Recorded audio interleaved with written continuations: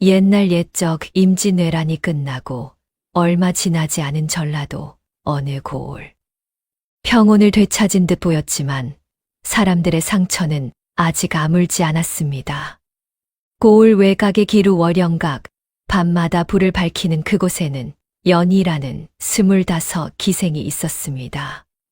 빼어난 용모였으나 눈빛에는 쓸쓸한 그림자가 드리워져 있었지요. 몰락한 윤가의 여식, 영모로 집안이 풍비박산 난 뒤 기루로 팔려온 몸이었습니다. 행수는 연희를 곱지 않은 눈으로 바라보았어요.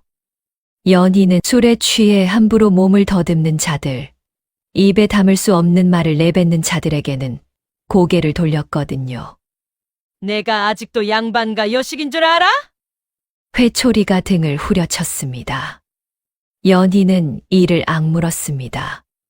윤가의 마지막 핏줄로서 마지막 자존심만은 지키고 싶었습니다. 밤이면 창밖의 달을 바라보았습니다. 아버지의 얼굴, 어머니의 목소리, 따뜻했던 기억이 아련했지요. 눈물이 맺혔지만 소리내어 울지는 않았습니다. 한편 고을에서 가장 큰 거상댁에는 복돌이라는 머슴이 살고 있었습니다. 복돌은 이 집에 들어온 지 벌써 10여 년이 넘었지요. 날마다 지게를 지고 장터를 오가며 쌀을 나르고 짐을 옮기는 일을 했습니다. 햇볕에 그을린 얼굴은 언제나 땀으로 젖어 있었고 굳은 살 박힌 손은 거칠기 그지없었지요.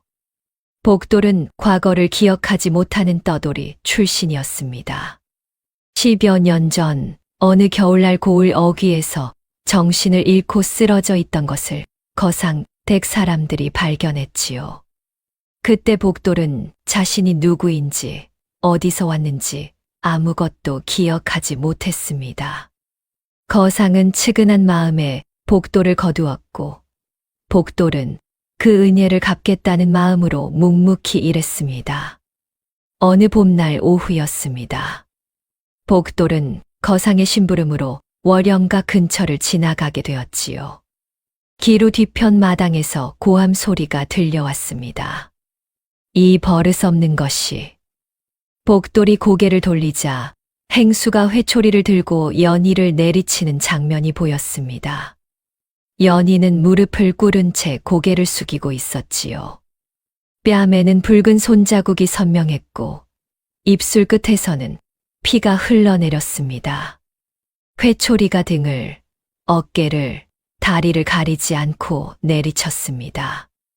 연희의 몸이 흔들리더니 그대로 마당 바닥에 쓰러졌지요. 죽든 말든 내버려 두거라.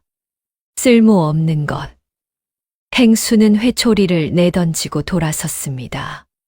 주변 사람들은 고개를 돌리며 외면했지요. 역적의 딸을 도우려다가 화를 입을까 두려웠던 것입니다. 복돌의 가슴이 철렁 내려앉았습니다. 그는 망설임 없이 앞으로 나아가 연희 곁에 무릎을 꿇었습니다. 조심스럽게 연희의 어깨를 받쳐 일으키려 하자 행수가 날카롭게 소리쳤지요. 뭐 하는 짓이냐? 복돌이 고개를 들어 행수를 바라보았습니다. 행수는 복돌의 눈빛을 보더니 비웃음을 터뜨렸습니다. 이것을 데려가고 싶은 게냐? 그렇다면 10냥을 내거라. 10냥이면 데려가게 해주지.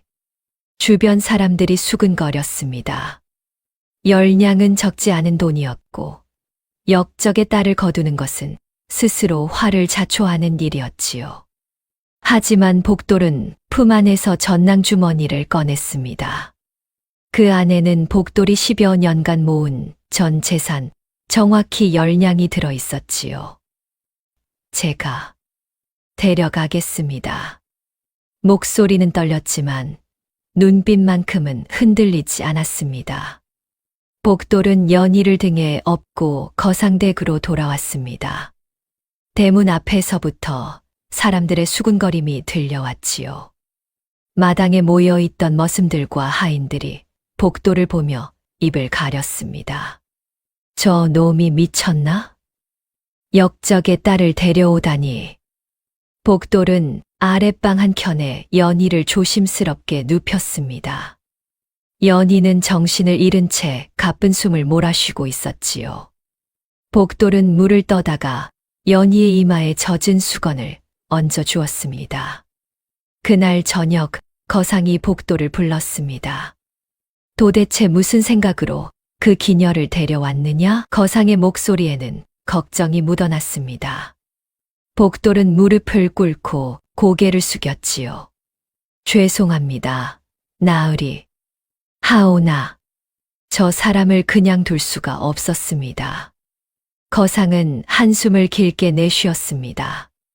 한편 고을의 사또 아들 천우는 이 소식을 듣고 잔을 탁자에 내려놓았습니다. 천우는 오래전부터 연희를 탐냈던 사람이었지요. 머슴 놈이 열냥을 주고 데려갔다고? 천우는 턱을 쓸어내리며 생각에 잠겼습니다. 자신이 그 여자를 차지하지 못한 것도 분했지만 이제 기회가 생긴 것처럼 보였지요. 좋아. 그렇다면 내가 더 많은 돈을 주고 사오면 되지 않겠는가? 천우는 비단 주머니를 꺼내며 음흉하게 웃었습니다. 천한 머슴 따위가 자신의 돈을 거절할 리 없다고 생각했지요. 사흘 뒤 천우가 거상댁으로 찾아왔습니다. 거상은 황급히 나와 천우를 맞이했지요. 천우는 거들먹거리며 마당을 둘러보더니 복돌을 불러오라 명했습니다. 복돌이 마당에 무릎을 꿇자 천우는 비단 주머니를 내던졌습니다. 땅바닥에 떨어진 주머니에서 은자들이 쏟아져 나왔지요. 스무냥이다. 그 여자를 내게 넘겨라. 천우의 목소리는 차가웠습니다. 주변 사람들이 숨을 죽이며 지켜보았지요. 스무냥이면 복돌이 평생 모아도 모으기 힘든 큰돈이었습니다. 하지만 복돌은 고개를 들어 천우를 똑바로 바라보았습니다. 그의 눈빛에는 흔들림이 없었지요. 팔지 않겠습니다. 복돌의 목소리는 작았지만 단호했습니다. 천우의 얼굴이 붉게 달아올랐습니다. 주먹을 불끈 쥔 채 복돌을 내려다보던 천우는 낮게 웃음을 터뜨렸지요. 내가 그렇게 나온다며 두고 보거라. 천우는 은자를 주워 담으며 이를 갈았습니다. 자신의 체면을 구긴 복돌을 그냥 두지 않겠다는 결심이 그의 눈빛에 가득했지요. 천우가 돌아간 뒤 거상은 복돌에게 조용히 말했습니다. 복돌아, 조심해라. 저 양반은 원한을 품으면 끝까지 가는 사람이다. 복돌은 고개를 끄덕였지만 후회는 없었습니다. 연희는 나흘 만에 정신을 차렸습니다. 눈을 뜨자 낯선 방 천장이 보였지요. 몸을 일으키려 하자 온몸에서 통증이 밀려왔습니다. 연희는 신음을 흘리며 다시 누웠습니다. 문이 열리고 복돌이 들어왔습니다. 손에는 따뜻한 죽이 담긴 그릇을 들고 있었지요. 정신이 드셨습니까? 복돌의 목소리는 조심스러웠습니다. 연희는 복돌을 물끄러미 바라보다가 입을 열었습니다. 왜 저를 데려오셨습니까? 복돌은 죽그릇을 내려놓으며 짧게 답했습니다. 그냥 둘 수가 없었습니다. 연희의 눈가에 눈물이 맺혔습니다. 기루에 들어온 이후 처음으로 사람다운 대접을 받았지요. 복돌은 날마다 연희의 상처를 돌보았습니다. 약초를 다려 먹이고 상처에 약을 발라주었지요. 연희는 복돌의 모습을 지켜보며 조금씩 마음을 열기 시작했습니다. 이 사람은 다른 이들과 달랐지요. 자신의 신분이나 과거를 탓하지 않았고 그저 묵묵히 곁을 지켜주었습니다. 한편 천우는 복돌에게 거절당한 뒤 분노를 사기지 못했습니다. 감히 천한 머슴 주제에. 천우는 자신의 처소에서 밤새 이를 갈았지요. 돈으로도 안 된다면 다른 방법을 써야 했습니다. 며칠 뒤 고을에 이상한 소문이 돌기 시작했습니다. 거상댁 머슴이 기생을 빼돌려 사사로이 거느린다니 이게 말이나 되는 소리인가. 역적의 딸과 밤마다 무슨 흉계를 꾸민다는 소문도 있다네. 장터에서 주막에서 우물가에서 수군거림이 끊이지 않았습니다. 천우가 자신의 수하들을 시켜 퍼뜨린 소문이었지요. 거상댁에도 이 소문이 들어왔습니다. 거상은 복도를 불러 걱정스러운 얼굴로 물었습니다. 복도라, 밖에서 좋지 않은 소문이 돌고 있구나. 그 기생과 엮여 문제라도 생기는 것이 아니냐? 복돌은 무릎을 꿇고 고개를 숙였습니다. 목소리는 떨렸지만 또렷했지요. 아무 문제도 없습니다, 나으리. 그저 아씨의 상처를 돌보고 있을 뿐입니다. 그건 알지만 이런 소문이 돌아 좋을 것이 없어. 거상의 목소리에 답답함이 묻어났습니다. 거상댁의 다른 하인들과 머슴들은 복돌을 불편한 눈초리로 바라보았지요. 복돌은 할 말이 없었습니다. 연희를 돌보는 것은 사실이었고 그것이 잘못이라고 생각하지 않았지만 누군가 악의적으로 소문을 퍼뜨리고 있다는 것을 알 수 있었습니다. 당분간 더욱 조심하거라. 이런 소문이 계속되면 위험하니. 거상은 한숨을 내쉬며 복돌을 내보냈습니다. 복돌은 방으로 돌아와 주먹을 쥐었지요. 손톱이 손바닥을 파고들었습니다. 연희는 복돌이 고개를 숙이고 들어오는 모습을 보았습니다. 평소와 다른 무거운 발걸음, 축 처진 어깨, 그리고 주먹을 쥔 손을 보며 연희는 알 수 있었지요. 무슨 일이 있었다는 것을. 밤이 되자 연희는 조용히 짐을 쌌습니다. 가진 것이라고는 복돌이 마련해 준 옷 한 벌과 비녀 하나뿐이었지요. 새벽녘 연희는 몰래 방을 나서려 했습니다. 그때 문이 열렸습니다. 복돌이 서 있었지요. 가시려는 겁니까? 연희는 고개를 들어 복돌을 바라보았습니다. 눈가에 눈물이 맺혔지요. 제가 있으면 당신은 계속 힘들어질 것입니다. 연희의 목소리가 떨렸습니다. 그러니 제발 저를 보내주십시오. 복돌은 고개를 저으며 연희 앞을 막아섰습니다. 떠나지 마십시오. 복돌의 눈빛은 흔들리지 않았습니다. 제가 아씨를 지키겠습니다. 연희는 복돌의 눈을 바라보았습니다. 그 눈에는 결연한 의지가 담겨 있었지요. 연희의 무릎에서 힘이 빠졌습니다. 그 자리에 주저앉아 연희는 소리 없이 울었습니다. 복돌은 연희의 어깨에 조용히 손을 얹었습니다. 며칠 뒤 복돌이 장터에 심부름을 갔는데 보찜 장수 노인이 무거운 짐을 내리다가 비틀거리는 것이 보였습니다. 복돌은 황급히 달려가 노인의 짐을 받쳐주었지요. 괜찮으십니까? 아이고 고맙네. 허리가 예전 같지 않아서 말이야. 노인은 숨을 헐떡이며 고마워했습니다. 복돌이 노인의 보찜을 내려놓으려고 허리를 숙이는 순간 복돌의 적삼깃이 흘러내리며 목 뒤가 드러났습니다. 노인의 손이 멈췄습니다. 목덜미 한가운데 선명한 매화 모양의 점이 있었습니다. 5개의 꽃잎이 뚜렷하게 구분되는 마치 누가 그려 넣은 듯 정교한 모양이었지요. 노인의 얼굴이 창백해졌습니다. 손이 부들부들 떨렸습니다. 이럴 수가 젊은 양반. 노인은 떨리는 목소리로 복돌을 불러 세웠습니다. 복돌이 고개를 돌리자 노인은 침을 꿀꺽 삼키며 물었지요. 훅. 이 고을에 오래 사셨소? 아닙니다. 10여 년 전에 이 고을에 들어왔지요. 그 전에는 어디에 계셨소? 복돌은 고개를 가로저었습니다. 모릅니다. 기억이 나지 않습니다. 노인의 눈이 커졌습니다. 기억이 나지 않는다. 네 10여 년 전 겨울, 이 고우러기에 정신을 잃고 쓰러져 있는 저를 거상 나으리께서 거두어 주셨지요. 노인은 복돌의 얼굴을 찬찬히 살폈습니다.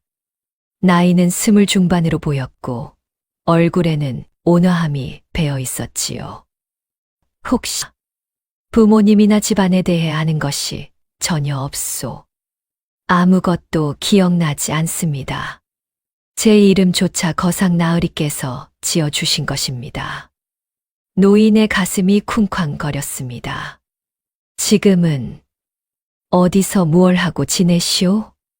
거상댁에서 머슴으로 일하고 있습니다. 노인은 한참을 복도를 바라보다가 천천히 고개를 끄덕였습니다. 알겠네. 고맙소, 젊은 양반. 복돌은 이상하다는 듯 노인을 바라보았지만 노인은 서둘러 짐을 지고 떠났지요. 해가 지기 전 노인은 고을 북쪽 끝자락에 있는 최가 대저택에 도착했습니다. 노인이 대문을 두드렸어요. 급히 전할 말씀이 있습니다. 노인의 목소리는 절박했습니다. 사환이 나와 노인을 이상하게 쳐다보았지요. 무슨 일이시오? 노인은 숨을 몰아쉬며 말했습니다. 도련님을 찾았습니다. 사흘 뒤 거상댁에 낯선 손님이 찾아왔습니다. 백발의 노인이었지요. 비록 옷은 소박했으나 그의 풍채와 걸음걸이에는 양반가의 기품이 묻어났습니다. 복돌이라는 머슴을 만나러 왔소. 거상이 직접 나와 노인을 맞이했습니다. 노인의 정체를 알아본 거상의 얼굴이 굳어졌지요. 최가의 종가 어른 최정수였습니다. 복돌이 불려 나왔습니다. 최노인은 복돌을 한참 동안 바라보았습니다. 눈가가 붉어졌지요. 젊은이, 내가 자네 목 뒤를 좀 봐도 되겠는가? 복돌이 고개를 숙이자 매화 모양의 점이 선명히 보였습니다. 최노인은 자신의 목덜미를 보여줬습니다. 그곳에도 매화 모양의 점이 있었지요. 복돌의 것보다는 흐릿했지만 같은 위치, 같은 모양이었습니다. 최가의 남자들은 대대로 이 자리에 매화점을 지니고 태어나네. 나도 자네 아버지도 그리고 실종된 윤호도 모두 이 점을 가지고 있었지. 최노인은 복돌에게 물었습니다. 자네, 나이가 어찌 되는가? 정확히는 모르겠습니다만 26쯤 되었습니다.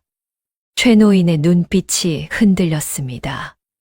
들으니 자네가 10년 전 겨울에 이 고을 어귀에서 쓰러져 있었다고 하던데 그것이 사실인가?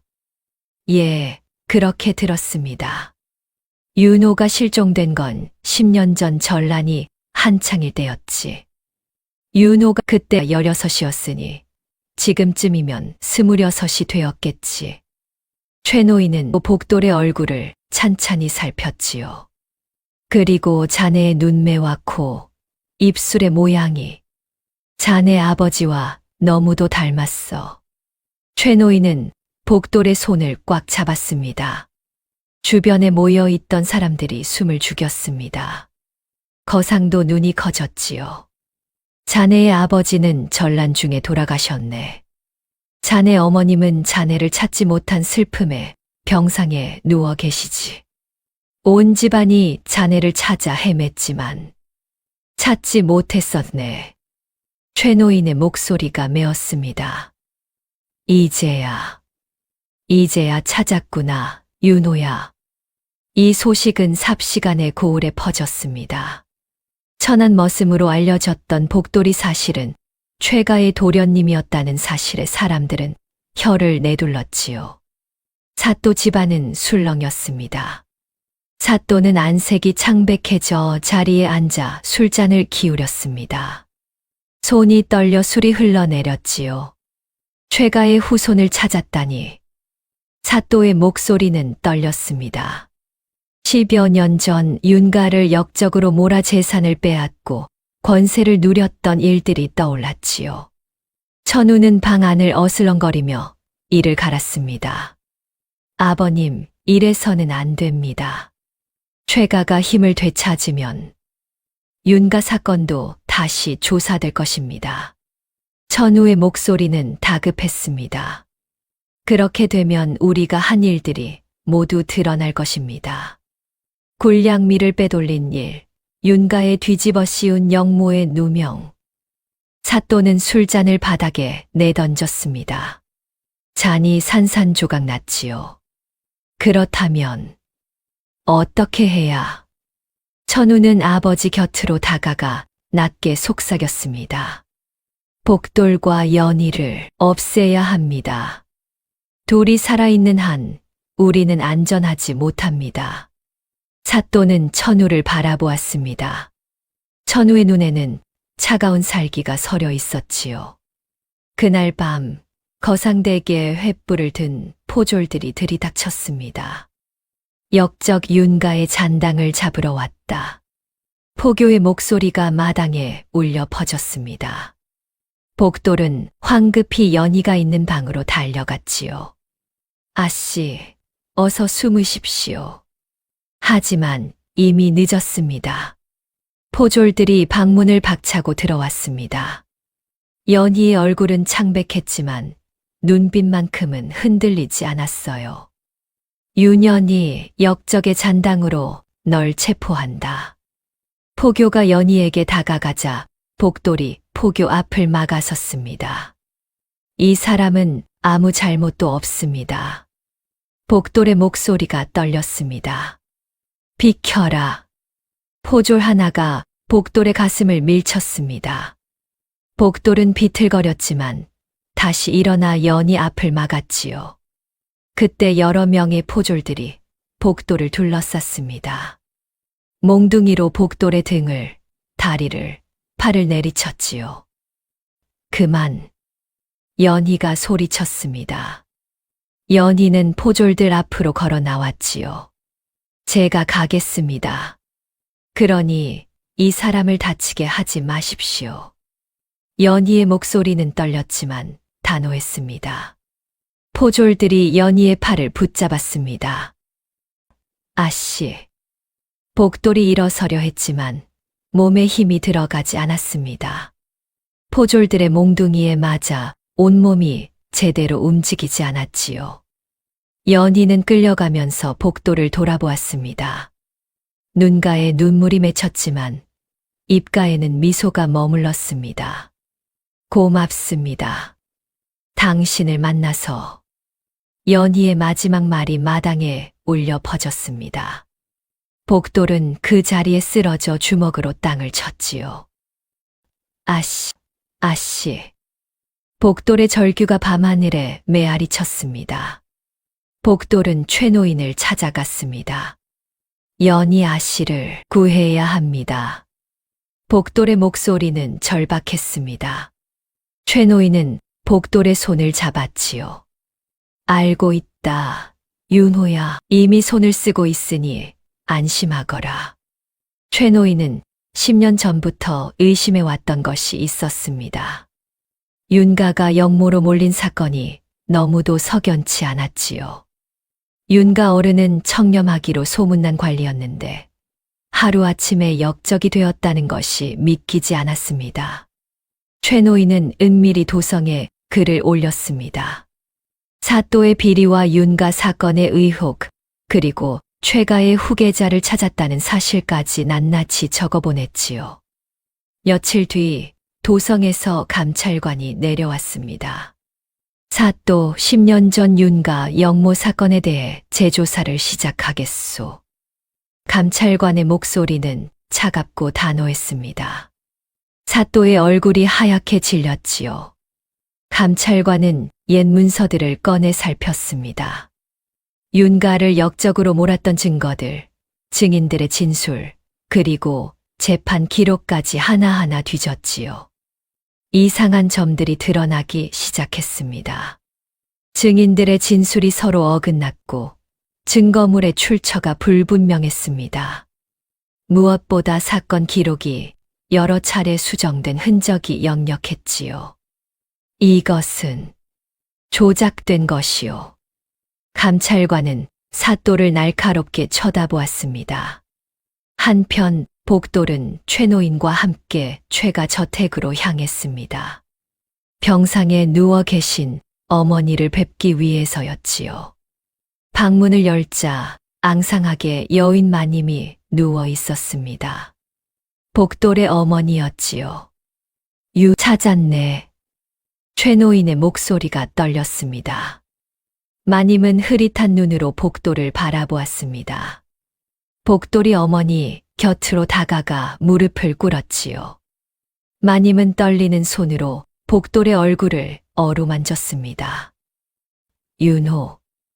윤호구나. 마님의 눈에서 눈물이 흘러내렸습니다. 복돌의 눈매, 코, 입술을 손끝으로 더듬으며 마님은 울었지요. 내 아들이 맞아. 내 아들이 돌아왔구나. 한편 감찰관은 옥에 갇힌 연희를 직접 만났습니다. 윤연희, 내 아버지가 영모로 잡혀가기 전에 무슨 일이 있었는지 기억나느냐? 연희는 잠시 생각하다가 입을 열었습니다. 아버지께서는 전란 중 굴량미가 사라진 것을 조사하고 계셨습니다. 감찰관의 눈빛이 날카로워졌습니다. 굴량미가 사라졌다고? 예. 아버지께서는 장부를 살피시다가 굴량미가 이상하게 빠져나간 것을 발견하셨지요. 그리고 그 굴량미가 사또 댁으로 흘러들어간 흔적을 찾으셨습니다. 연희의 목소리가 떨렸습니다. 아버지께서 그 사실을 도성에 알리려 하신 직후 영모라는 누명을 쓰고 잡혀가셨습니다. 감찰관은 고개를 끄덕이며 10년 전 문서들을 꺼내 살폈습니다. 영모의 증거라던 밀서를 빛에 비춰보았지요. 윤가 어른의 다른 상소문들과 나란히 놓고 비교하자 필체의 삐침과 꺾임이 달랐습니다.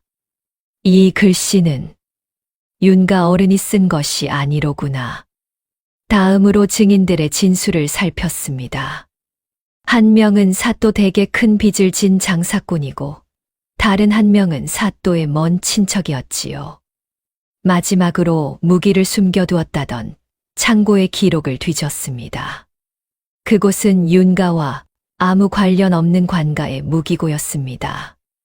이것은 조작이다. 감찰관은 사또를 불렀습니다. 사또, 윤가 어른이 내 굴량미 횡령을 알아차렸기에 영모라는 누명을 씌운 것이 아니냐? 사또는 무릎이 꺾여 바닥에 주저앉았습니다. 천우의 수하들도 하나둘 진실을 털어놓았습니다. 헛소문을 퍼뜨린 일, 연희를 잡아들인 일, 모두 천우의 명령이었지요. 사또는 굴량미 횡령과 무고죄로, 천우는 무고죄와 협박죄로 처벌하겠다. 윤가의 영모죄는 거짓이므로 윤연희를 즉시 석방하라. 관아 밖에서 기다리던 복돌은 이 소식을 듣고 안도의 눈물을 흘렸습니다. 옥문이 삐걱거리며 열렸습니다. 연희는 눈부신 햇살에 손으로 눈을 가렸습니다. 얼마 만에 보는 햇빛인지 눈이 따갑고 어지러웠지요. 비틀거리는 연희를 복돌이 황급히 붙잡았습니다. 아씨. 복돌의 목소리에 연희는 고개를 들었습니다. 복돌의 얼굴에는 눈물 자국이 선명했지요. 연희는 떨리는 손으로 복돌의 뺨을 어루만졌습니다. 울지 마세요. 이제 괜찮습니다. 복돌은 연희의 손을 두 손으로 감싸 쥐었습니다. 손이 얼음장처럼 차가웠지요. 관아 앞마당의 북소리가 울렸습니다. 감찰관이 나와 선포했지요. 윤가는 영모의 누명을 썼다. 오늘 그 진실이 드러나 윤가의 명예를 회복하려고 한다. 연희의 가슴이 쿵쾅거렸습니다. 10년을 기다린 말이었지요. 윤가 어른은 청렴한 관리였으며 사또의 비리를 고발하려다 역적의 누명을 쓴 것이다. 연희의 다리에서 힘이 빠졌습니다. 무릎이 꺾이며 그 자리에 주저앉았지요. 복돌이 연희를 끌어안았습니다. 아버지, 어머니, 오빠, 연희는 하늘을 올려다보며 울었습니다. 목이 메어 소리가 나오지 않았지요. 복돌은 연희의 등을 쓰다듬으며 함께 울었습니다. 연희가 복돌을 바라보았습니다. 눈은 붉게 부어 있었지만 그 눈빛에는 희망이 담겨 있었지요. 이제 떳떳하게 살 수 있어요. 복돌은 최윤호로 공식 인정받았습니다. 연희 또한 도성에서 내려온 명에 따라 윤가의 모든 재산과 땅을 돌려받았죠. 고을 사람들은 연희와 윤호를 보며 허리를 숙였습니다. 최노인이 윤호를 불렀습니다. 윤호야, 이제 최가를 다시 일으켜야 한다. 집안도 정비하고 혼처도 알아봐야지. 윤호는 고개를 저었습니다. 저는 이미 마음에 둔 사람이 있습니다. 최노인은 잠시 침묵하다가 물었습니다. 그 윤가의 여시 말이냐? 예. 최노인은 한숨을 내쉬었습니다. 윤가가 명예는 회복했으나 그 아이가 기루에 있었던 것은 사실이 아니냐. 그것은 아씨의 잘못이 아닙니다. 윤호는 최노인을 똑바로 바라보며 단호한 목소리로 말했습니다. 세상의 평가보다 아씨의 마음이 제게는 더 중요합니다. 어머니가 방에서 목소리를 냈습니다. 윤호야, 이리 들어오너라. 윤호가 방으로 들어가자 어머니는 윤호의 손을 잡았습니다. 그 아이를 데려오너라. 너의 짝으로 인정하겠다. 윤호의 눈이 커졌습니다. 어머니, 내가 선택한 사람이라면 그것으로 충분하다. 어머니의 목소리는 약했지만 따뜻했습니다. 윤호는 어머니의 손을 꽉 쥐며 고개를 숙였습니다. 봄이 왔습니다. 매화가 흐드러지게 핀 길을 따라 두 사람이 나란히 걸었습니다. 윤호와 연희였지요. 혼례를 올리고 며칠 후 두 사람은 고을 밖으로 나왔습니다. 윤호는 연희에게 매화꽃이 핀 길을 보여주고 싶었던 것이지요. 저기 좀 보십시오, 부인. 윤호가 가리킨 곳에는 매화나무가 한 그루 서 있었습니다. 꽃이 만발의 바람에 흩날렸지요. 연희는 그 모습을 보며 미소 지었습니다. 아름답네요. 연희는 윤호를 올려다보았습니다. 머슴이었을 때나 지금이나 윤호의 눈빛은 변함이 없었습니다. 연희는 속으로 생각했습니다. 열냥을 주고 저를 구해준 그날부터 제 삶은 달라졌습니다. 당신은 제게 다시 살 이유를 주었지요. 윤호가 연희를 돌아보며 물었습니다. 무슨 생각을 하십니까? 아무것도 아닙니다. 연희는 윤호의 팔을 꼭 껴안았습니다. 그저 행복합니다. 윤호는 연희를 바라보며 미소 지었습니다. 두 사람은 매화꽃 흩날리는 길을 따라 천천히 걸어갔지요. 옛말에 이런 말이 있습니다. 진정한 용기란 남들이 뭐라 하든 자신이 옳다고 믿는 것을 지키는 것이라고 말이지요. 윤호는 세상의 비웃음을 견디며 연희를 지켰고, 연희는 윤호의 진심을 알아보았습니다. 두 사람은 서로를 구원했고, 마침내 행복을 찾았습니다. 끝까지 들어주셔서 감사합니다. 오늘도 평안한 하루 되세요.